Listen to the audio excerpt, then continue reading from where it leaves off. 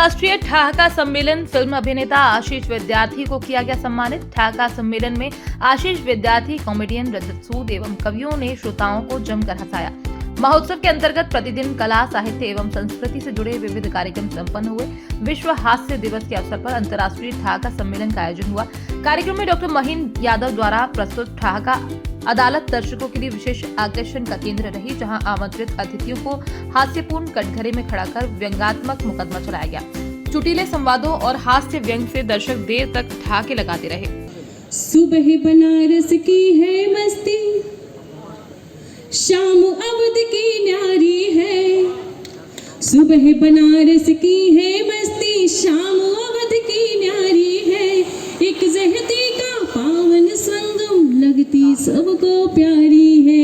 अगर इच्छा हो तो मीठी मीठी तालियों का साथ दे दीजिएगा। सुबह बनारस की है मस्ती, शाम अवध की न्यारी है।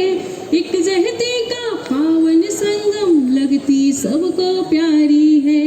विश्वनाथ का धाम जहाँ भैरों की जहाँ कोतवाली है।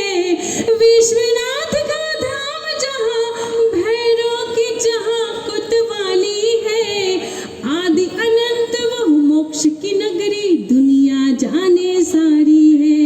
आदि अनंत वह मोक्ष की नगरी, दुनिया जाने सारी है।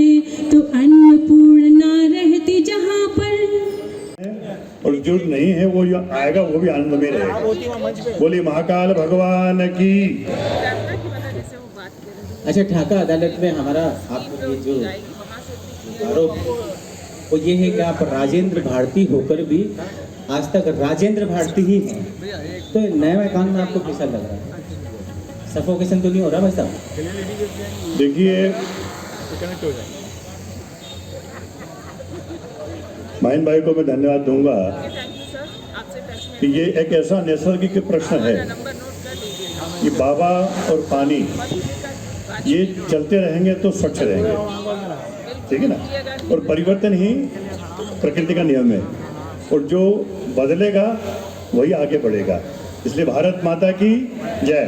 एक बार भारत माता की।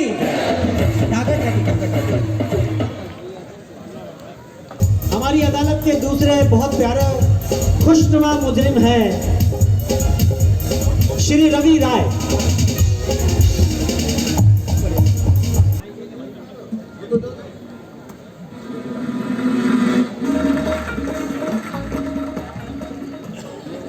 नंदन करें।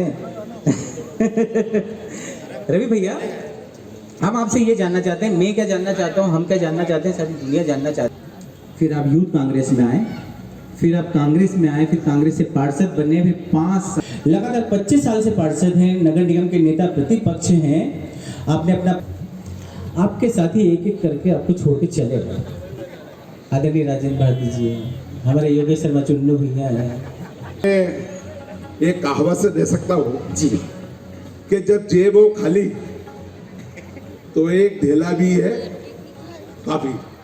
आप जो है अपने कपड़े, रवि भैया, अगला सवाल आपके ऊपर है कि आप जो अपने कुर्ते पजामे, ये ड्रेसें जो हैं, कांग्रेस के शासनकाल में जहां जिस दुकान पर इस्त्री यानी कि प्रेस करवाते थे, क्या आज भी वहीं पर प्रेस करवाते हैं?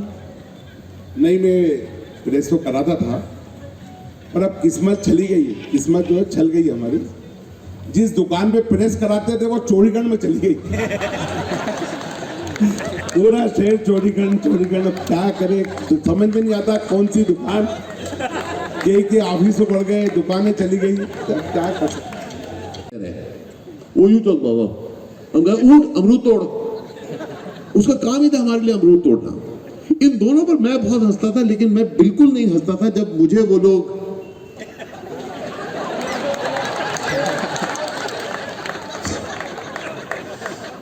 क्या बताऊं यार, सही समझा आपने। वो नाम शुरू होता था क से, आखिर में आता था एक ऊ, बीच में था एक आल।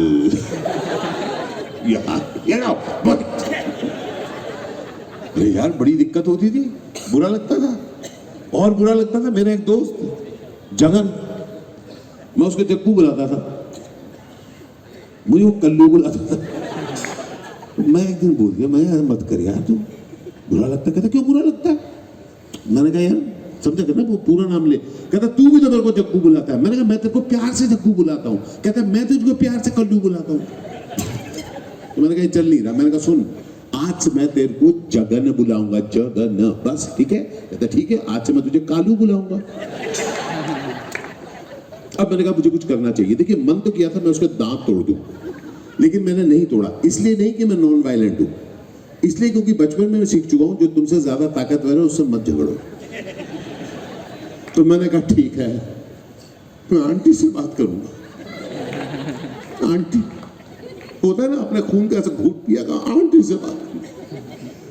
अब ये थी मेरी मिस्टेक नंबर 88, क्योंकि जगन की मम्मी आंटी जी पंजाबी थी। अब बताता हूं क्यों मैं आंटी के घर पहुंचा। बाहर से, गेट के बाहर से मैंने कहा आंटी, दर्द दिखाना था, आंटी। अंदर से आंटी ने मेरे नाम, मुझे पहचाना, एकदम से मुझे बुलाया, शीश है जी, सही सुना। रजत सूद भी पंजाबी है, वो जानते हैं। वो तो कहते हैं सर आपका तो नाम ही शीश है। भैया पंजाबियों के लिए अ साइलेंट है, शीश मंगाऊंगी। कहते शीश अंदर आंटी आंटी। अब आंटी ने बड़े बहराए, शीश अंदर हलवा बनाया। पता नहीं हलवा की खासियत होती है, मेरा पांव यूं फिसला, सारा दर्द छोड़ के मैं घर के अंदर गया। आंटी ने बड़े प्यार से 2 चम्मच हलवा दिया और मैंने उसे खाना शुरू किया। कमाल की बात है, हलवा मैं खाए जा रहा था और दर्द कम हुए जा रहा था। पर हलवा खत्म हुआ और दर्द वापस आया। अब मैंने कहा मुझे कुछ करना पड़ेगा, इसलिए मैंने कहा आंटी मुझे कुछ कहना है। आंटी ने बोला पुत्र बोल।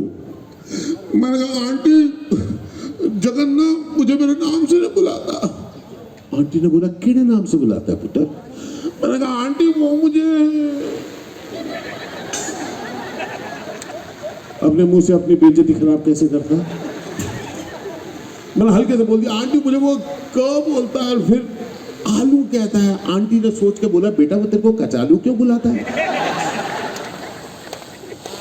मैंने कहा आंटी मुझे वो कचालू नहीं बुलाता। आंटी